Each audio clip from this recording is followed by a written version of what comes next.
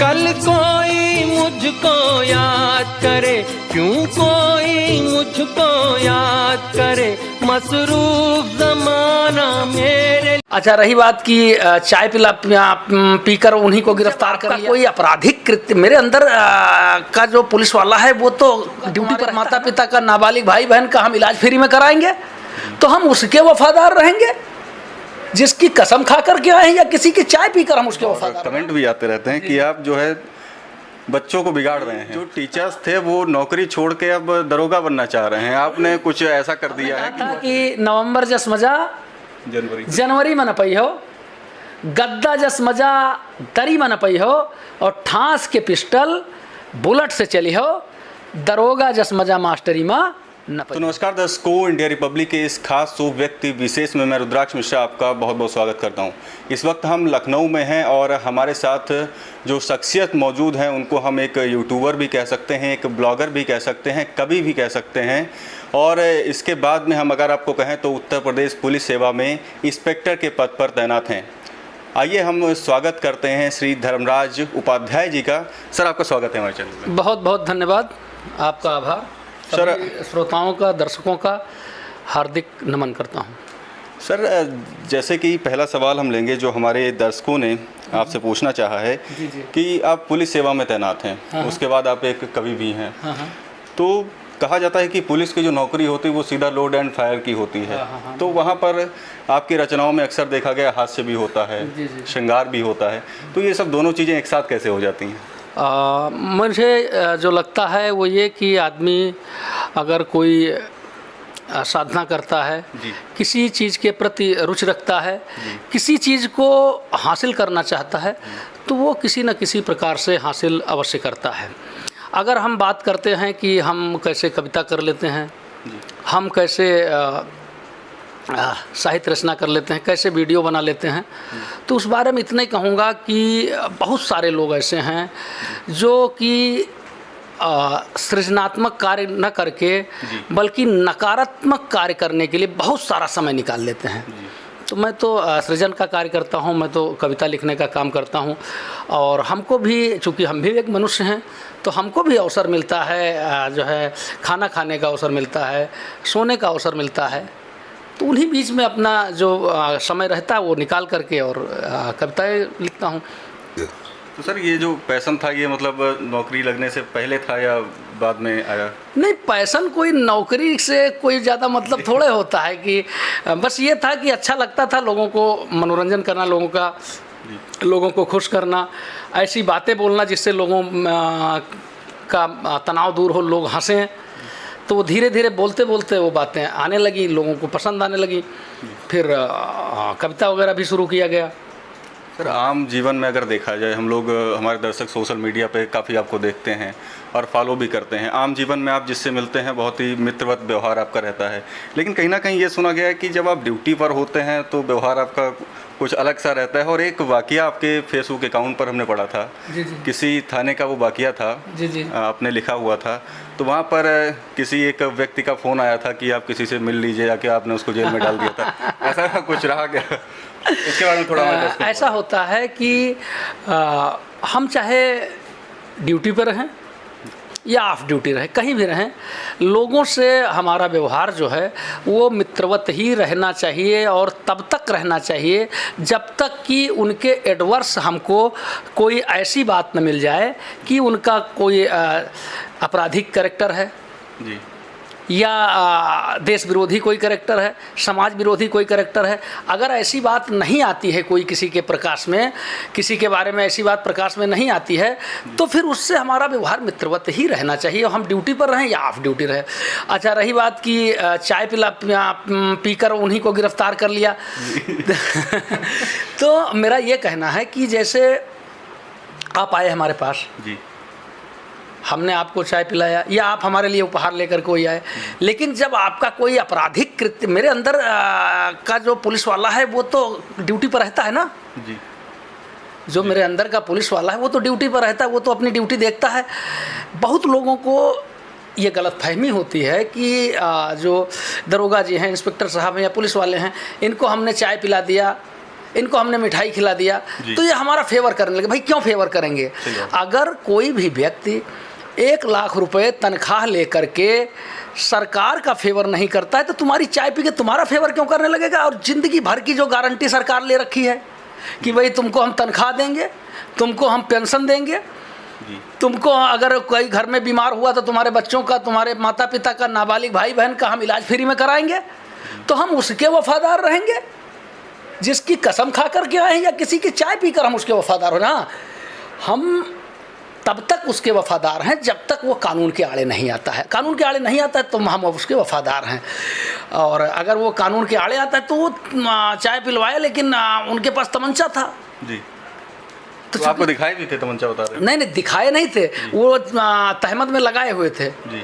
तो मुझे लगा कि कुछ है, तो ऐसे मतलब पीठ थपथपाने के बहाने हमने टटोला, तो वो तमंचा था। हमने दूसरा मांगा, उनको लगा कि हम प्रभावशाली हैं, अपने आप को लगा प्रभावशाली है, हमारा क्या कर लेंगे। उन्होंने दूसरा दे दिया, हमने चालान कर दिया। जीप में आपने बिठाया था? तो जी, अरे तो बड़े प्यार से ले गए थे, बता दें। उनको पता ही नहीं चला थाने तक ले जाते हुए? नहीं, ऐसा नहीं होता है। जो है उनको लग नहीं रहा था कि हमारा जो है चालान हो, उनको लग रहा था छोड़ देंगे, हमारे सिफारिश आ जाएगी और हमको छोड़ दिया जाएगा। तो अब उनको लग रहा था, मैं क्या कर सकता हूँ, मैं तो अपने लिए मतलब एकदम कॉन्फिडेंट था कि इन्होंने अपराध किया है तो मैं इनका चालान करूँगा। सोशल मीडिया पर जो रीच है आपकी, वो बुजुर्गों के साथ तो है ही है क्योंकि आप साहित्य से जुड़े हैं, बच्चों के साथ भी, और जो युवा हैं उनको भी काफ़ी जो है आपको देखकर जो है बात आपने कही मोटिवेट होते हैं जी। मेरी जो कविता रहती है उसके बारे में मैं बता सकता हूँ आपसे। मेरी कविता रहती है, मेरे वीडियोज़ रहते हैं, मेरे जो भी कंटेंट रहते हैं वो चाहे गद्य में रहें या पद्य में रहें, उसको आप माता पिता, भाई बहन, पति पत्नी, बच्चे, दादा पोता, कोई भी मतलब पूरा परिवार समाज एक साथ, हिंदू मुसलमान, जी, मेरा कोई कंटेंट ऐसा नहीं है जिसको सुन करके जो है किसी वर्ग विशेष को बड़ी खुशी हो और किसी वर्ग विशेष को दुख हो। मतलब सब लोग मिलके, पूरा गांव और शहर, सारे लोग मिलके एक साथ देख सकते हैं। आप देख सकते हो इस समय जो मनोरंजन परोसा जा रहा है फिल्मों के माध्यम से, वेब सीरीज़ के माध्यम से, उस मनोरंजन में आप जो सबसे बड़ी कमी मैं पाता हूँ कि जब वो वीडियो चलते हैं तो पता लगता है पिता जो है आँख चुराता है लड़के से जी। लड़का निकल कर बाहर चला जाता है, लड़की है तो वो बाहर चली जाती है या पिता उठकर बाहर, मतलब आप कोई भी कंटेंट सपरिवार बैठ करके नहीं देख सकते हैं। सर, एक आरोप आप पर लगता रहता है और कमेंट भी आते रहते हैं कि आप जो है बच्चों को बिगाड़ रहे हैं और उसमें जो सबसे बड़ा है, जिन लोगों की नौकरी लग गई आपने उनको भी बिगाड़ा है। और आरोप यह है कि जो टीचर्स थे वो नौकरी छोड़ के अब दरोगा बनना चाह रहे हैं। आपने कुछ ऐसा कर दिया है कि वो अब ट्रेंड हो रहा है और कई बने भी हैं, ये भी आंकड़े आए हैं। ये जो है जो सबसे पहला आरोप था मेरे ऊपर बच्चों को बिगाड़ने का, वो मेरे चाचा ने लगाया था जी। मेरे चचेरे चाचा हैं, तो मैं जब मेरी नौकरी लग गई थी, पहले मतलब नहीं लगी थी तब भी मैं खेलता रहता था, तब भी मतलब नाराज़ होते थे कि मेरे लड़कों को बिगाड़ दे रहे हैं। और जब मेरी नौकरी लग गई तो जो मेरे चचेरे भाई थे वो साथ में मेरे खेलने लगे, तो चाचा और कहते थे कि इनकी तो नौकरी लग गई अपनी और हमारे लड़के सब बिगाड़ देंगे। खैर चचेरे भाई लोग भी कहीं ना कहीं सेट हुए और सरकारी नौकरी में भी आए, कुछ अपना प्राइवेट भी कर रहे हैं। तो ये टीचर की नौकरी छोड़ करके पुलिस ज्वाइन करना या पुलिस की नौकरी छोड़ करके टीचर ज्वाइन करना, दोनों अपने आप में व्यक्ति का निजी चयन है। आप देखिए, महत्व किसी का भी कम नहीं है, ना टीचर का महत्व कम है ना महत्व पुलिस का कम है। बल्कि अगर देखा जाए तो जो अध्यापक है, जो गुरु है, वो देश का निर्माता है जी। माता पिता बालक को जन्म देते हैं, लेकिन उनको शिक्षित करने का काम गुरु करता है, तो उसका महत्व किसी भी तरीके से कोई कम नहीं है। रही बात, जब आप बात आ जाती है एडवेंचर पसंद अगर कोई है तो वो पुलिस ज्वाइन करेगा। वो अगर मतलब सुबह 8 बजे नाश्ता और इसके बाद स्कूल जा कर के बच्चों को पढ़ाना और बच्चों को पढ़ा करके घर आना और फिर आराम से सोना, ये पसंद करता है, हालांकि कार्य उसका महान है निश्चित रूप से, तो वो टीचर ज्वाइन करेगा। लेकिन कोई अगर एडवेंचर चाहता है कि भाई हम निकले और जो है हमको पता लगा कि नदी के किनारे बदमाश छिपे हुए हैं और उस पर बुलेट से हमको जाना है और भेष बदल के हमको जाना है और उनको होल्ड करना है, उनको पकड़ना है, अगर उनकी तरफ से फायरिंग आई तो मेरी तरफ से भी फायरिंग होनी है, अगर वो एडवेंचर पसंद करेगा, अचानक आप लेटे हुए हैं और मुंशी का फ़ोन आया कि साहब आपको जो है जयपुर जाना है, एक दबिश में गाड़ी तैयार है, जल्दी आ जाओ, और आप जयपुर के लिए निकल पड़ते हैं, तो अगर आप एडवेंचर पसंद करते हैं तो पुलिस, और अगर आप जो है एक सेट लाइफ को पसंद करते हैं तो आप टीचर। मतलब एक दोनों महत्वपूर्ण है। अगर सादा जीवन चाह रहे हैं, सादा वाला कोई सादा तो कहीं भी रह सकता है। तो फिर आप जो है मास्टरी ही करें। नहीं नहीं नहीं, ऐसा नहीं मैंने कहा। मैंने कहा आप सेट जीवन चाह रहे हैं, सौम्य तरीके से। सौम्य वाली कोई बात ही नहीं हुई, सौम्य वाली कोई बात ही नहीं हुई। सेट जीवन अगर आप चाहते हैं कि समय से नाश्ता, समय से टीचिंग, समय से खाना, समय से सोना, तो आप टीचर ज्वाइन करिए। एडवेंचर पसंद करते हैं तो पुलिस ज्वाइन करिए। कार्य दोनों महत्वपूर्ण है, बल्कि टीचर का कार्य पुलिस जो है हमसे कहीं ज़्यादा महान है। जी सर, क्या 2 लाइनें वो जो आपकी लिखी हुई थी, जो काफ़ी वायरल हुई थी दोस्तों के लिए? हमने कहा था कि नवंबर जस मजा जनवरी में न पई हो, गद्दा जस मजा दरी में न पई हो, और ठांस के पिस्टल बुलेट से चली हो, दरोगा जस मजा मास्टरी में न पई हो।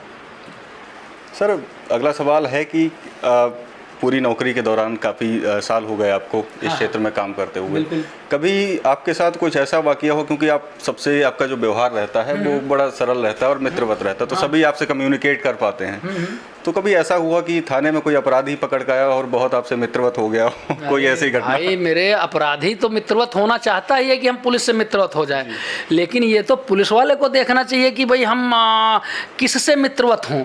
उससे मित्रवत हों जिसकी सुरक्षा की हमने कसम खाई है, या उससे मित्रवत हों जिसने जो है पब्लिक की सुरक्षा को खतरे में डालना है। और अगर हमारा मन ये कहता है कि हम उसकी सुरक्षा के लिए उससे मित्रवत हों जिसकी सुरक्षा की कसम खा करके हम जो है भर्ती हुए हैं, तो हम पब्लिक से मित्रवत होंगे। और अगर हमारा मन कहता है कि नहीं उनकी सुरक्षा को खतरे में डालें, हम उस अपराधी के प्रभाव में मित्रवत हों, तो हमारा पुलिस विभाग ज्वाइन करना ही बेकार है। अगर अपराधी हमसे मित्रता फील करे फिर तो मतलब नौकरी करना ही व्यर्थ है, नौकरी व्यर्थ है अगर वो हमसे मित्रता फील करता है तो। बल्कि उसको समय समय पर एहसास भी दिलाते रहना चाहिए। सर, जैसे कि आपने भी कहा कि जो अपराधी हैं उनको अपराधियों की तरह ही बिल्कुल निश्चित रूप से ट्रीट करना चाहिए, यही ड्यूटी है। सर, अभी बहुत सारे वाक़ये ऐसे भी आ रहे हैं, क्योंकि जो पुलिस का कार्य है वो बहुत ज़्यादा तनावपूर्ण रहा है और रहता है, ऐसा कहा गया, और इस पर हमारे जो उत्तर प्रदेश के डीजीपी उन्होंने भी चिंता जताई थी कि काफ़ी ज़्यादा जो पुलिसकर्मी हैं वो तनाव में है, और उनके लिए क्या कुछ संदेश देना चाहेंगे? नहीं, देखिए ऐसा है, मैं चाहे वो पुलिस वाले हों, चाहे सरकारी कर्मचारी हों या गैर सरकारी कर्मचारी हों, या कोई भी हो XYZ, मैं सबसे यही कहना चाहता हूं कि आप कुछ रचनात्मक चीज़ें रखिए जीवन में। जो खुशियां आपको ईश्वर ने दी हैं उनका आनंद उठाइए, उनके बारे में आनंदित रहिए, न कि जो आपके पास नहीं है उसके लिए चिंतित रहिए। और भाई तनाव अगर आता है तो उसको दूर करने के लिए भाई जो है खुश रहने की कोशिश करिए। परिवार, अपने परिवार को समय दीजिए, और जो है अपने दोस्तों को समय दीजिए, दोस्तों के साथ समय बिताइए। इसके अलावा जो भी मनोरंजन की चीज़ें हैं उनको देखिए, मोबाइल आपके पास है उसको भी देखिए, मनोरंजन की चीज़ें हैं। और ज़्यादा बहुत टेंशन है तो हमारा चैनल देखो यार। हाँ, यहाँ से सारी टेंशन दूर हो जाएगी। सर, आखिरी सवाल लेंगे कि हमारे जो युवा हैं आज कहीं ना कहीं सोशल मीडिया पर रील्स बनाना, अपनी ज़िंदगी को खतरे में डालना, बहुत अच्छा, कहीं ना कहीं जो आप एक भौकाल की बात करते हैं वो उनकी जीवन शैली में आज काफ़ी उतर रहा है। हाँ, बिल्कुल सही बात है। अगर रोज़गार की बात करें, नौकरी की बात करें, तो इधर से उनका ध्यान जो है लगातार आज के ज़माने में हटता जा रहा है, जैसे कि आपने कहा कि बहुत वल्गैरिटी परोसी जा रही है। जी, ऐसा है कि ये कहना गलत है कि रोज़गार की तरफ युवाओं का ध्यान नहीं है। आप जब देखेंगे परीक्षा कोई होती है तो बहुत सारे स्टूडेंट हैं वो इम्तहान देने जाते हैं, कोचिंग सेंटर्स लगातार चलाते हैं, बाहर रह करके बहुत सारे बच्चे पढ़ते हैं, तो उनका रोज़गार की तरफ ध्यान नहीं है, ये कहना गलत होगा। हाँ, कुछ युवाओं की बात की सर। हाँ, अब रही बात की जो है रील बनाना कोई गलत बात नहीं है। रील बनाना कोई गलत बात नहीं, लेकिन रील बनाने के लिए अपने जीवन को खतरे में डालना गलत बात है। दूसरे का गोपनीयता भंग करना, दूसरे की जो है व्यक्तिगत जीवन में हस्तक्षेप करना, ये गलत बात है। अब आप अपने रील के लिए किसी और को जो है परेशान करें, ये गलत बात है। तो मैं इतना ही कहूँगा, जो स्टंट ड्राइविंग करते हैं, जो अश्लील रील बनाते हैं, जो गाली गलौज का दुष्प्रचार करके रील बनाते हैं, हो सकता है कि आपको देखने वालों की संख्या शुरुआत में ज़्यादा रहे, लेकिन एक दिन ऐसा आता है जब आपके पास कंटेंट नहीं होगा तो आप लोग धीरे धीरे विमुख होते जाते हैं। तो आप बजाय गाली गलौज और अश्लीलता परोसने के, स्टंट करने के, आप अपने कंटेंट पर ध्यान रखिए। और अगर आपने अपने कंटेंट पर ठीक से काम किया तो लोग धीरे धीरे भले जुड़ें, लेकिन आपसे जुड़ेंगे। और अपने भविष्य के प्रति ज़रूर सचेत रहिए।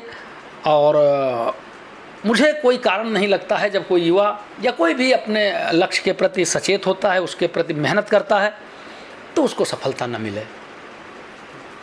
तो इस वक्त हमारे साथ धर्मराज उपाध्याय जी थे, जो उत्तर प्रदेश पुलिस में इंस्पेक्टर के पद पर इस वक्त कार्यरत हैं, जिनसे बहुत सारी बातें हुई। और आपका इन सब बातों को लेकर क्या कुछ कहना है और पूरी बातचीत जो थी वह आपको कैसी लगी, हमें नीचे कमेंट बॉक्स में ज़रूर बताएं। तब तक के लिए बने रहिए इंडिया रिपब्लिक के साथ।